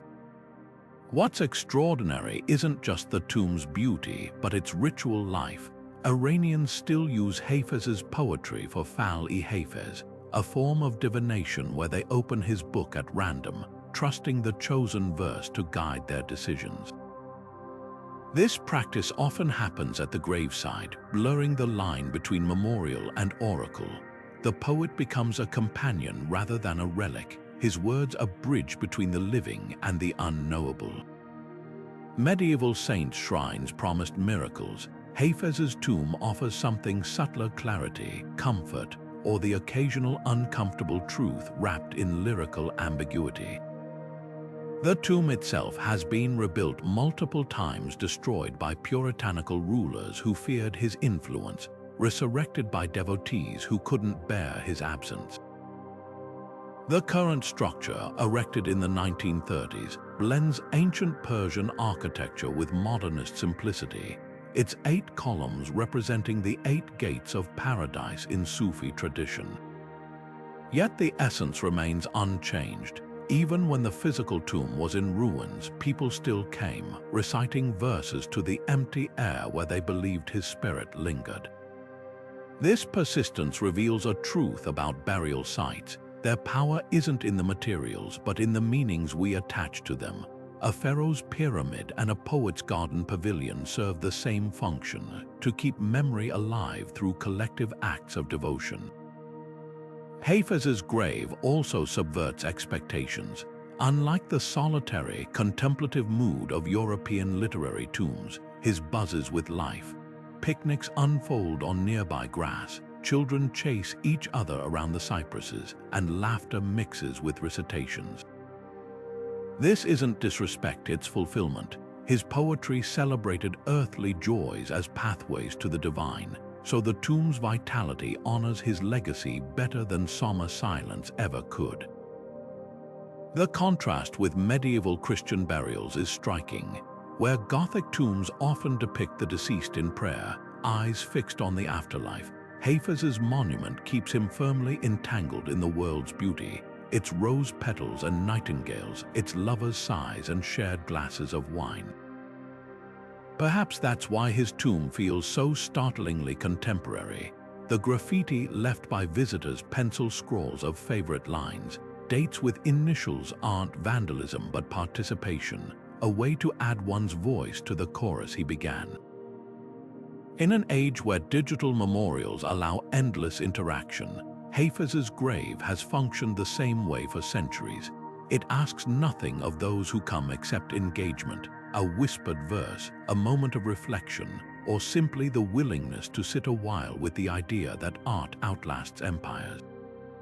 The poet who wrote, "Even after all this time, the sun never says to the earth, 'You owe me,' built a tomb that gives as generously as his words. The Church of the Holy Sepulchre doesn't just occupy a spot on the map. It exists at the crossroads of faith, history, and human obsession, a place where the divine and the desperate collide. Step inside, and the air itself feels charged, thick with the scent of candle wax and centuries of murmured prayers. This is where medieval Christians believed the most pivotal event in human history unfolded, the burial and resurrection of Christ. For over 1,000 years, kings and peasants alike have crossed continents just to press their foreheads against the cool marble of the edicule, the small shrine marking the traditional tomb. But this isn't some serene sanctuary, it's a living, breathing paradox. Orthodox priests in flowing robes jostle for space with Franciscan friars, their competing chants layering over each other in a dissonant hymn. Armenian incense swirls alongside Coptic candles, each tradition clinging fiercely to its slice of this sacred ground.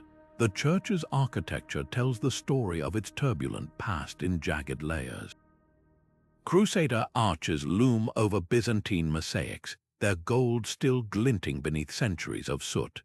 Scorch marks from ancient fires streak the walls like scars, while makeshift ladders lean against disputed corners, frozen in place by an Ottoman decree from 1757 that no faction dare move them. This isn't just a building. It's a battlefield where every stone has been fought over, wept upon, and kissed into smoothness by generations of lips. Even the keys to the church's massive doors are entrusted to a Muslim family, the Nusaybays, who have played peacekeepers between warring Christian sects since the 12th century. The Holy Sepulchre doesn't just house a tomb, it embodies the messy, magnificent struggle to touch the divine.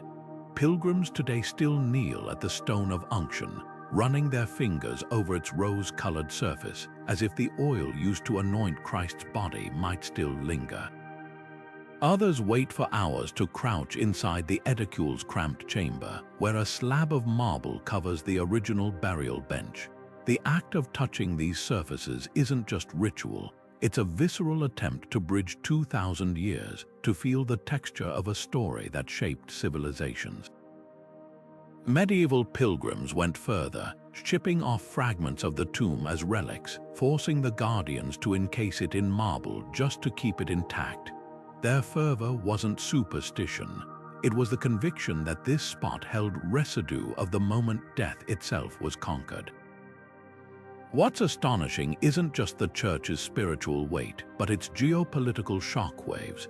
When Pope Urban II called for the First Crusade in 1095, he didn't just rally knights to reclaim a city, he weaponized grief for a tomb. Thousands marched across continents, dying of thirst in Anatolia or drowning in their own blood outside Jerusalem's walls, all for the chance to reclaim this patch of limestone.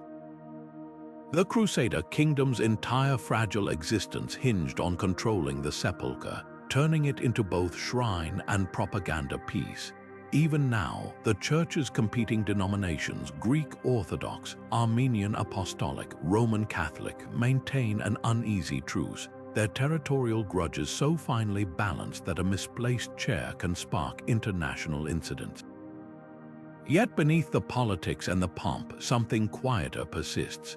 In the dim hours before dawn, when the tourist crowds thin and the chapel's lamps cast long shadows, pilgrims still come to sit vigil. Some press their palms flat against the edicule's walls, eyes closed as if listening for echoes. Others simply weep, their tears pooling on stones worn smooth by centuries of identical sorrow and hope. The Holy Sepulchre endures not because it offers answers, but because it holds space for the questions that have haunted humanity since the first grave was dug. Is death truly the end? Can love outlast the tomb? The Church's fractured beauty, its scars and its splendor, whispers that the search itself is sacred and that some graves don't just hold bodies. They hold the weight of the world. From the Viking ships laden with weapons for the afterlife to the Capuchin crypts where skeletons became silent preachers, these 27 burial sites form a mosaic of humanity's oldest obsession, what lies beyond the final breath.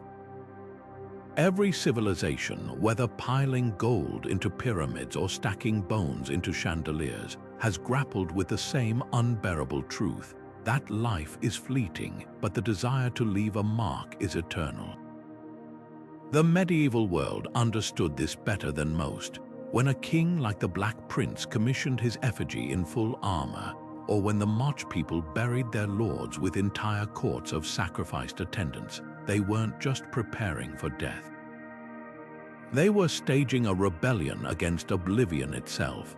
What's haunting isn't just the diversity of these rituals, but their shared heartbeat. The Terracotta Army's clay soldiers and the Sedlek Ossuary's bone artistry might seem worlds apart, yet both whisper the same plea, remember me. Even in their differences, the quiet humility of Cluny's abbots underfoot versus the Medicis' marble grandeur, they agree on one thing: death isn't a full stop. It's a comma, a threshold, a place where the stories we've lived collide with the stories we hope await us. Modernity hasn't erased this longing.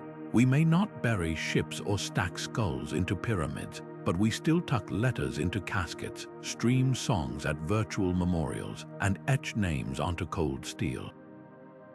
The tools have changed, but the impulse hasn't.